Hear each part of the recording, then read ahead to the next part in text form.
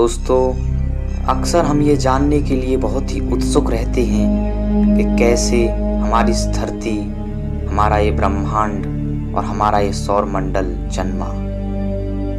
ये सब जानने के लिए हम बहुत ही उत्सुक रहते हैं। इनकी उत्पत्ति का जो रहस्य है उसे जानने के लिए बहुत ही उत्सुक रहते हैं। तो दोस्तों, आज की अपनी इस वीडियो रिपोर्ट में हम ये जानेंगे कि कैसे हमारा ये ब्रह्मांड बना और कैसे हमारी ये धरती बनी और कैसे हमारे सौरमंडल की उत्पत्ति हुई।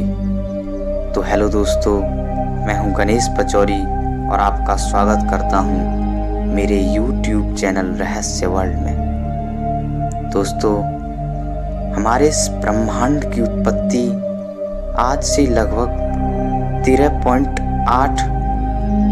अरब वर्ष पूर्व हुई थी। हमारे इस ब्रह्मांड की उत्पत्ति एक बहुत बड़े विस्फोट के साथ हुई, जिसे हम the explosion of big bang कहते हैं। बिग बैंग के लगभग 100 मिलियन वर्षों तक हमारी ये ब्रह्मांड अंधकार से भरा हुआ था। बिग बैंग के होने के बाद इसमें जो सब एटॉमिक कण निकले थे वो चारों ओर आज के हमारे इस ब्रह्मांड की जगह पर फैल गए थे। ये पूरी तरह से अंधेरे से भरे हुए थे, क्योंकि उस वक्त कोई तारा नहीं था। फिर हमारे इस ब्रह्मांड के बनने के 100 मिलियन सालों के बाद सब एटॉमिक कण जो थे, इलेक्ट्रॉन्स, प्रोटॉन्स और न्यूट्रॉन्स के आपस में मिलने से हाइड्रोजन का निर्माण हुआ और फिर बाद में धीरे धीरे और भी ज्वलनशील गैसों की उत्पत्ति हुई। फिर धीरे धीरे हमारा ये ब्रह्मांड चमकने लगा, क्योंकि धीरे धीरे इससे हमारे ब्रह्मांड में तारों की उत्पत्ति होना शुरू हो गई।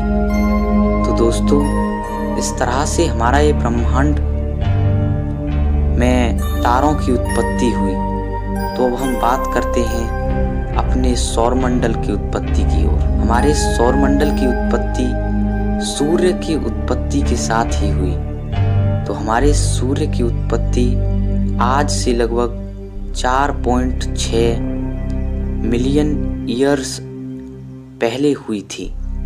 इसकी उत्पत्ति एक बहुत बड़े निहारिका के ढहने से, जो उसके बादलों में एक घुमावदार चक्र पैदा हुआ, जैसा कि हम कभी कभी नदियों और समुद्रों में देखते हैं कि वहाँ एक घुमावदार चक्र पैदा हो जाता है, जिससे सारा पानी उसी की ओर भागता है, जिसे हम भंवर कहते हैं।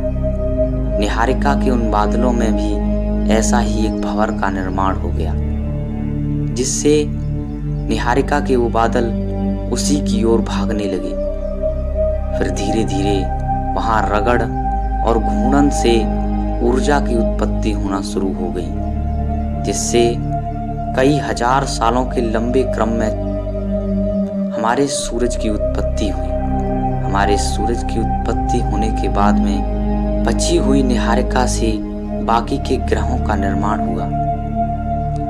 ये शुरुआत में सारे ग्रह भी बहुत ही गर्म थे। भले ही हमारे इन ग्रहों की उत्पत्ति के साइंटिस्ट अलग अलग रीजंस देते हैं, यानी कि अलग अलग तरह से बताते हैं, जिनमें से पहला तो हमने आपको बता ही दिया, और दूसरा है कि हमारे ग्रहों की उत्पत्ति हमारे सूरज के बनने के बाद उसमें एक भयानक भूकंप आया, जिसकी वजह से उसका एक बहुत बड़ा खंड टूटकर अलग हो गया, जो कि अलग अलग जगहों पर जाकर के स्थित हो गया, जिससे आज के ग्रहों की उत्पत्ति हुई। तो दोस्तों, हम किसी भी तरह से माने, लेकिन शुरुआत में सारे ग्रह गर्म ही थे।